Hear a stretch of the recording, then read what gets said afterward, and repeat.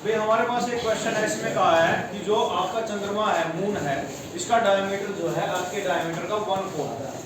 यानी जो पृथ्वी का व्यास है उसका तुलना में जो चंद्रमा का व्यास है वो आपका 1/4 है। तो हम क्या मान लेते हैं कि पृथ्वी का जो व्यास है वो d मान लेते हैं। जैसे हमारे क्वेश्चन में कहा है कि इसका जो है 1/4 है, इस वजह से जो चंद्रमा का व्यास है क्या आएगा, d/4 आ जाएगा। उसके बाद पृथ्वी की त्रिज्या है बेटा, अगर हमने पृथ्वी का व्यास d माना है तो इसकी त्रिज्या जो है पृथ्वी की उसका आधा हो जाएगी, वो हो जाएगा d/2। चंद्रमा की त्रिज्या, चंद्रमा का व्यास बेटे d/4 है, d/4 है।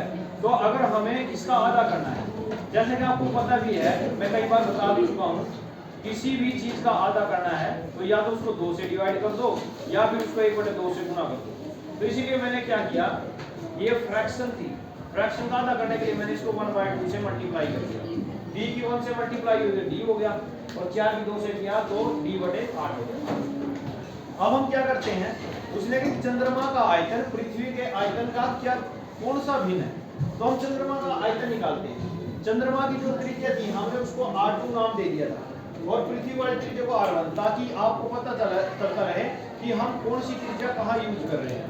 चंद्रमा का आयतन है V2, वो आपका क्या रहेगा 4/3 पाई R2 की पावर 3। क्यों? क्योंकि बेटा हमने ये फॉर्मूला इसलिए लगाया क्योंकि हमारे पास जो है चंद्रमा एक स्फीयर की फॉर्म का है, गोले के आकार का है, इस वजह में गोले के आयतन वाला यहाँ पर जो है फॉर्मूला या सूत्र प्रयोग किया। बेटा R2 हमारा क्या था, d/8 था, d/8 की पावर 3, 4/3 पाई कांस्टेंट होता है, स्थिरांक होता है सेम रहा।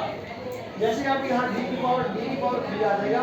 और आपको हमेशा बताता हूँ मैं, किसी भी भिन्न की अगर हम पावर करते हैं तो उसके न्यूमरेटर की अलग से पावर होती है, डिनोमिनेटर की अलग से पावर होती है।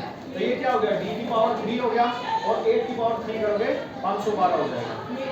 ऐसे ही हम पृथ्वी का आयतन निकालते हैं, V1 नाम दे दिया हमने, 4/3 पाई r की 1 की पावर 3। R1 आपका क्या है, d/2 है, उसकी पावर 3 हो जाएगी। 4/3 पाई बेटा d की पावर 3, तो d की पावर 3 लिख दिया, 2 की पावर 3 करेंगे 8 हो जाएगा। अब हम क्या करें, चंद्रमा के आयतन को, जिसको हमने V2 का नाम दिया था, पृथ्वी के आयतन से भाग करते हैं।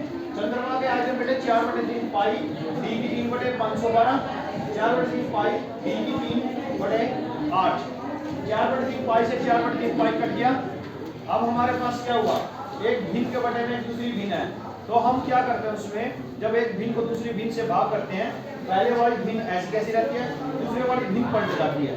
d की 3/512, 8/d की 3, d की पावर 3, d की पावर 3 से d की पावर 3 कैंसिल हो गया, 8 से यहाँ जो 512 को डिवाइड करें 64 आएगा, इसलिए आपका आंसर कितना आ गया, 1/64 आ गया।